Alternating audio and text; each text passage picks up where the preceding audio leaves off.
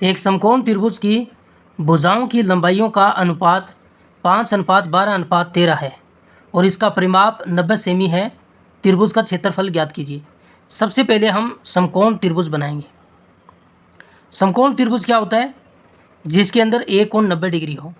जब ये दो रेखाएं लंबवत हो तो वहाँ पर बनने वाला कोण, यहाँ पर बनने वाला कोण 90 डिग्री होगा और 90 डिग्री के सामने वाली भुजा कर्ण होती है और ये कर्ण सबसे बड़ी भुजा भी होती है।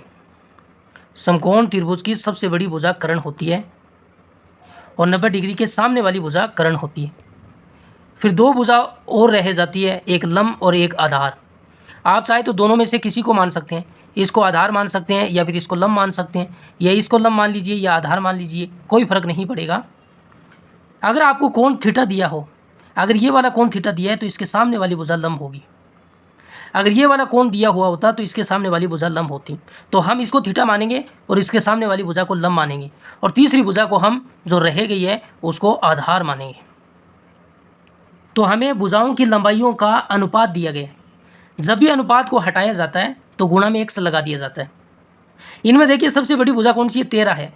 और सबसे बड़ी भुजा कौन सी होती है? कर्ण होती है। तो कर्ण कितना होगा? 13। अनुपात को हटाएंगे तो गुणा में x लगाएंगे तो 13x हो जाएगी। इसी तरीके से लंब को हम 12, अनुपात को हटाएंगे गुणा में x लगाएंगे तो 12x मान लेते हैं और तीसरी भुजा को आधार मान लेते हैं, वो 5x हो जाएगी। फिर हमें दिया है समकोण त्रिभुज का परिमाप।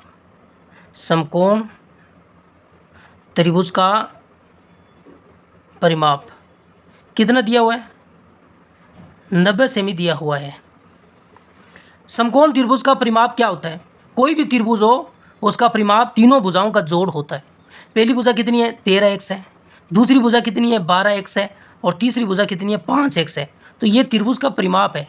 तीनों भुजाओं का जोड़ ही त्रिभुज का परिमाप है और इसका परिमाप हमें दिया 90 सेमी। 13 में 12 जोड़ेंगे 25 आएगा, 25 में 5 जोड़ेंगे तो 30x बराबर 90 सेमी होगा। 1 0 से 1 0 कैंसिल होगा और 9 को 3 के पाड़े से काटें तो 3 3 9, तो x का मान कितना आएगा? 3 सेमी आएगा। x का मान 3 सेमी यहाँ पर रखें।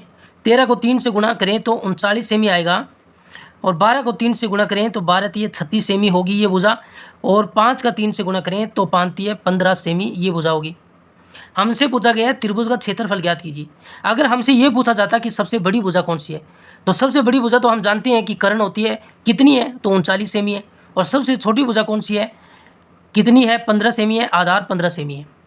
अगर इसको लंब मानते हैं तो सबसे छोटी भुजा लंब हो जाती 15 सेमी। लेकिन हमसे पूछा गया है त्रिभुज का क्षेत्रफल। त्रिभुज का क्षेत्रफल ज्ञात करने का फॉर्मूला क्या होता है? त्रिभुज का क्षेत्रफल ज्ञात करने का फॉर्मूला है 1/2 गुणा आधार गुणा ऊंचाई। 1/2 आधार को हमने कितना माना है? 5x, इसका मान निकाला 15, तो 15 सेमी हो गया। और ऊंचाई क्या होती है? जो लंब होता है ना, ये वाला लंब ही इसकी ऊंचाई होती है। तो ऊंचाई कितनी है? 36 सेमी, तो 36 सेमी होगी। 36 को 2 के पाड़े से काटें तो 18 दूनी 36 होता है। 15 को 18 से गुणा कीजिए। 15 को 8 से गुणा किया, 15 8 120 हासिल 12। 15 के 1 से गुणा किया 15 और 15 में 12 जोड़ेंगे 15 और 12 27। 270 सेमी का सेमी से गुणा करेंगे तो वर्ग सेमी। 270 वर्ग सेमी इसका क्षेत्रफल होगा।